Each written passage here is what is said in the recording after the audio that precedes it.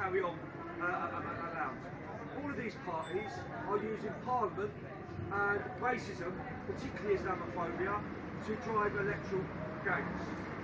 Second is the Euro-fascists of the Swedish Democrats, of the British National Party and the Front National. And I use the term very carefully, Euro-fascists, because what they are is they're all parties that are located in the fascist tradition. All of them come out of previous fascist incarnations in their own country, whether it be Moses British Union Fascists or the National Front from the BNP, and they all have though moved their political ground in an attempt to try and win greater electoral support, have tried to hide their politics and have moved at a much more closer arguments about identity and culture and to pretend that they reject the ideas of racism and of Hitlerism. That's really the key thing. And Le Pen made this very clear in 1981. He wrote a book about the need to change from pure race back to identity. There's a theme that runs through the far right now. You see them on TV all the time. They all claim, I'm not racist. I just don't think Muslims fit in with our way of life. I'm not interested in Hitler. I've gone beyond that now. I'm interested now in nationalism for the 21st century. So that's what we see. The last group is the rise of what I would call street fascist movements.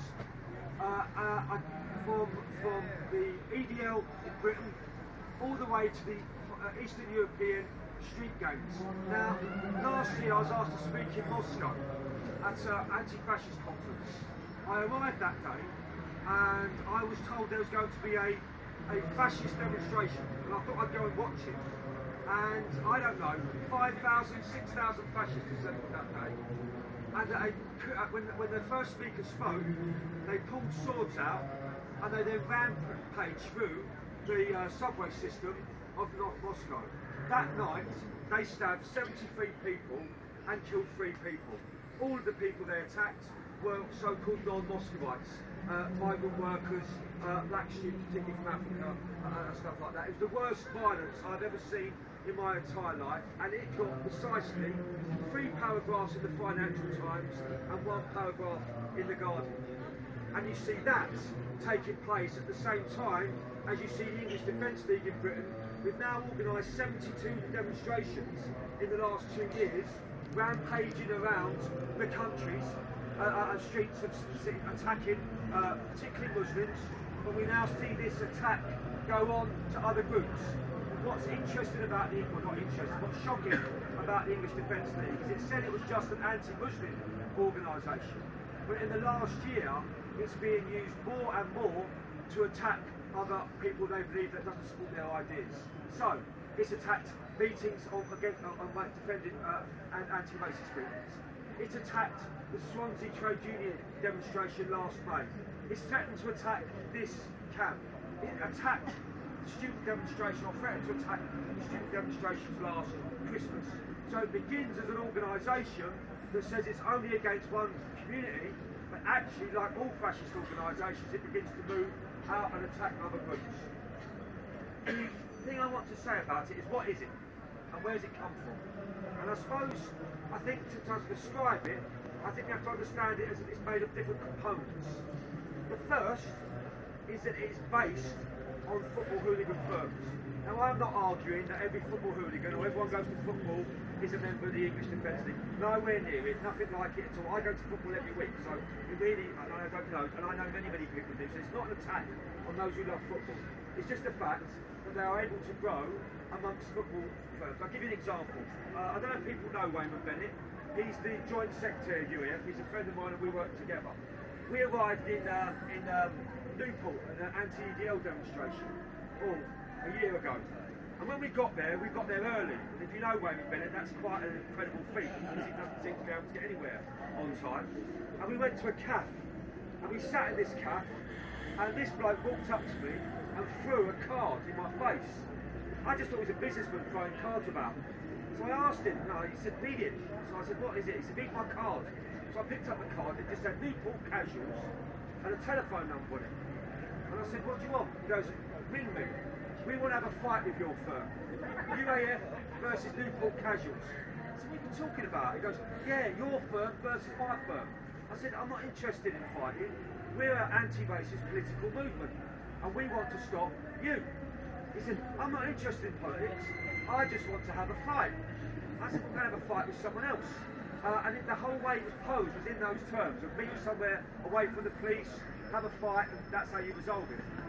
Secondly, if that's all the EDL were, my line would be just to ignore them, because they can go and beat each other up. I'm not really interested. But that's not what they're about. The heart of them and the cement of the organisation is Islamophobia. And the idea, and all the stuff about anti-Sharia law, the lies they pump out about that, the hatred of mosques being built, the sense of alienation from it. So this is the cement that drives that organisation through, and it's what brings the gangs together. The third, and I think this is important, is that running right through the heart of the English Defence League are well-known fascists that go back a long, long, long way. The fact is, there's just been photographs put up now of the leader of the English Defence League, Tommy Robinson, as a bodyguard for Nick Griffin in the BNP only 2-3 years ago. Really interesting. Member of the BNP, the deputy leader of the EDL, Kevin Carroll, well-known member of the BNP in Luton. The leader of the English Defence League Division at Chelsea football ground is a man called Alan Thompson. Alan Thompson was a member of Combat 18 who in 1993 stabbed 2 members of the Anti-Nazi League and was charged and done 6 months in prison for it. Combat 18, for those who don't know, 1 stands for the letter A, and 8 H means Combat Adolf Hitler. That's the background of this organisation. So it's absolutely riddled with them.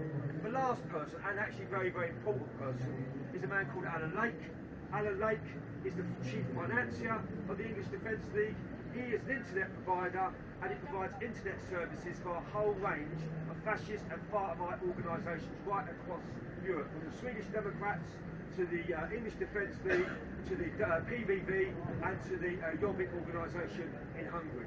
He's very rich, very powerful, and very influential, and the reason he's just stood down is because the police are now questioning in connection with the Breivik atrocities.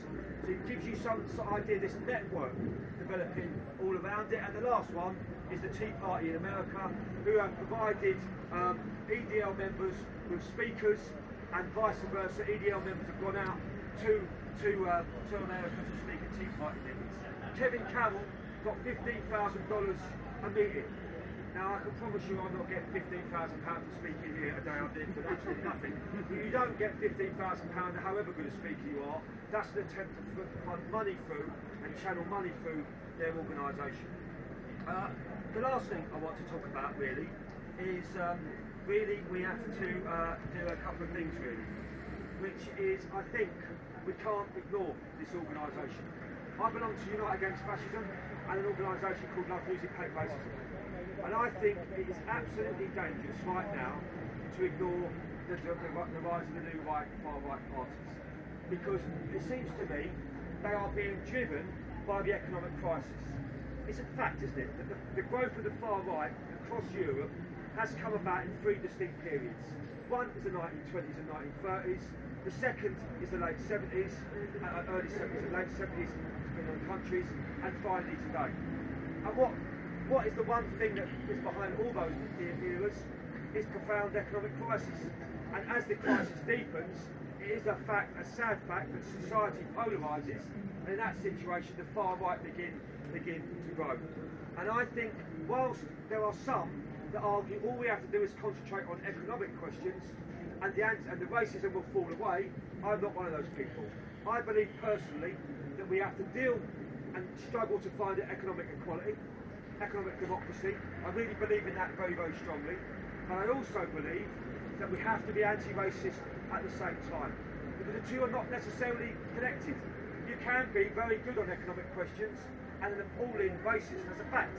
And I think we have to deal with racism and be anti-racism to declare ourselves that. I also believe in defending multiculturalism when it's under such brutal attack from the likes of Cameron and Sarkozy and Merkel. So I start from that. And therefore what UAF try and do is 2 things. We start from the ideas that 90% of our work is educational. There is something quite shocking right now. I get to speak at a lot of schools I spoke at a school in Leeds where children came out, there were children, they're 13 and 14, came into the class with BNP rosettes. I was asked to speak out in Barking at another school, where as I walked in, 8 young men, 16-year-olds shouted EDL, and this is what the teachers were worried about. So lots of work we do in UAF is coming to meetings, touring churches, faith groups, mosques, trade unions, communities, and talking about the dangers of the EDL and the far right. We have to win hearts and minds to this. It's incredibly dangerous because racism's like a cancer. It eats away into it. And the truth is, Islamophobia is incredibly a broad attack on us right now. And it's not just true, it's confined to the right. Holly Toynbee, who's someone I massively admire, a brilliant writer on economic questions, wrote in The Independent, she was proud to call herself an Islamophobe. Now, I don't believe anyone would argue they were prized to see themselves an anti-Semite. If you were to write that in The Independent, you would rightly be sacked. And this is the danger it can begin to filter out. I want to give you another example, which did sadden me more than anything. It's Diane Abbott, my local MP. We launched a statement just defending multiculturalism against Cameron's attacks, and she refused to sign it on the basis that it might damage her political career. Now, this woman's political career has come out of anti-racism and multiculturalism, and therefore, if it can permeate this deep, then it becomes a serious challenge. Secondly, I think there's also another real danger that you see as this new form of racism, Islamophobia, rises up, older, traditional forms of racism begin to come back, which is why you're seeing anti-Roma, anti-traveller racism developing. It's vicious. It's vicious in Eastern Europe, and it's becoming, anyone who was at Dale Farm, and I was proud to be at Dale Farm, knows how deep this right goes. But again, anti-Semitism is now on the increase, I believe, across Europe. I'm slightly concerned by that banner out there, actually. The banner about usury. I find it a slightly disturbing banner. I think people need to look historically where that term comes from. It is usury. It is used. I think it's used against Jewish people. Yeah. It's an old medieval word, and maybe I'd like at some point someone to question this, but I don't like it really. I think we have to be very careful we don't mix things up. I'm not saying people who wrote that are racist, I'm not arguing that. It's just a term that people come across. I just think you have to be very sensitive about language. Usually it was an old term, Money Jewish lending. money lenders. That's where it comes out of the medieval language. And we're talking about a system. It's not about based on religion. We're talking about a system, I believe, and that's what this whole camp's about capitalism. And that's not down to one religion. Capitalism is a whole system that everyone brings. So that's my slight worry. Anyway, I want to move on because I fear that it's other forms of racism. And the clearest example of that was David Starkey on Newsnight during the riots, when he turned round and said he made him chill when he could sit on a butt and talk to people and he couldn't see their faces and didn't know whether young people were black or white, but they now talk this mixture of language. That seems to me to be coming back to the old racism of the 70s. He then went even further and said, and you could meet someone like David Lammy, the black MP from Tottenham, and you would just assume he was a white man when he spoke. So he was using racism with his own class prejudice. And so I think we have to beware that old forms of racism come, and you can begin to see the old forms of what I call institutional racism begin to reappear. Police harassment, bad lack of job opportunities, inequality in housing, etc., etc. And I think we have to be aware of this. And therefore we campaign about that. The last thing is I also believe that when the English Defence League come to any town or city, there are those people who say, ignore them and they'll go away. I don't believe in that philosophy. I'm afraid I believe that when the EDL come to our towns and cities, it's vital that everybody comes together and marches against them. Because the danger is, you can sit there and think, well, it doesn't really affect me. And it may not be white people attacked, but Asians are attacked. Muslims are attacked. The Hindu temple will be attacked. In Liverpool, the union headquarters are attacked. And it seems to me, when they try to do this, we also have to understand that it's up to every one of us to stay united. We don't want people being isolated in their communities. We don't want Muslims feeling they're apart. Actually, when it comes to that, we have to say black, white and Asian people, young and old, come together and stand together. This is not a macho business. This is about young and old making a statement together. All of us together. We're not interested in fighting, we're interested in us making a big statement for the many. We are the many and they are the few. That's why Tower Hamlets was so important on the 3rd of September. All the communities came together. Everyone. And it said to the EDL, actually we were bigger than you, we had more numbers, and actually we are, look at us, we are diverse, we are the real people of East London. Yesterday, I've only just come back from Birmingham. The EDL tried to march in Birmingham, 300 of them. They ended up attacking Muslim shops in Sparkwood. We put 300 of them. We put 1,000 people on our demonstration. We had Sikhs, we had Jews, we had Christians, we had atheists, we had socialists, we had anarchists. We had the population of Birmingham there. We were the many, and they were the few. And my last point on this is don't be fooled by their lies. Because what the EDL are trying to do is repackage fascism and become very, very virulent right-wing racism for the 21st century. They understand that since 1945, it is impossible for far-right and fascist parties to grow if all you do is walk around with a swastika armband. This is not new. This is something that's been going on and discussed and debated in far-right circles for a long time now. What the EDL have gone even further is they understand that to attack the Muslim community, actually it is worth trying to claim that you have Sikh members, that you have gay members, you have women members, you have Jewish members in your organisation. Now let's be clear. When I was interviewed by Paxman on TV, he said, you can't have a racist movement that has Jews in it. And I said to him, it's rubbish. It's just not true. Fascist movements, really since Hitler, have always had a component of racism to it. But go back before that, Mussolini's fascist movement had Jewish members. Very, very large numbers of Jewish members, because the enemy at that point was communists and socialists and agrarian farmers trying to take the land over. It was a movement based on trying to smash that, and not actually that. The attack on the Jews by Mussolini come very much later, 1935, 1936. So you can have that. And what we have to understand is, and I also think it's worth just saying this, that these tiny, minuscule numbers of Jewish people and Sikhs who joined them, actually the history of it is they've left very, very quickly, or they are part of a very, very chauvinistic, racist parts of those communities. And we shouldn't be surprised that there are people in all communities that hold racist ideas and hate Muslims and that stuff. So I think we have to deal with that. And so lastly, my thing is this, that we have to make sure in the 21st century that we deal with the menace of the far right. Because if it gets too big, we know the biggest catastrophe of the last century in Europe was the rise of Hitler, because what that led to was the destruction of 6 million Jews and 6 million others, and that has to be a slogan that we have to raise again, which can never happen again. And therefore I am very much of the opinion that we fight to stop this disease now, while it's still at a point where we can, but allow it to get to the stage in Hungary where they get 27% on the boat jobbing, and then where when last time I spoke at the Big Gizette Festival, the Jobbik were rampaging around Roma villages, burning them out of their houses, stabbing people and kicking pregnant women until they lost their baby. I've been invited back to Hungary next week now. I don't know if I can even go, which I really want to go, because what's going on right now is a Roma village has been burnt down in Romania, and there are now pogroms going on across Romania, Hungary and Czech, and Jobbik has now launched itself as a party in all those three countries and not just Hungary.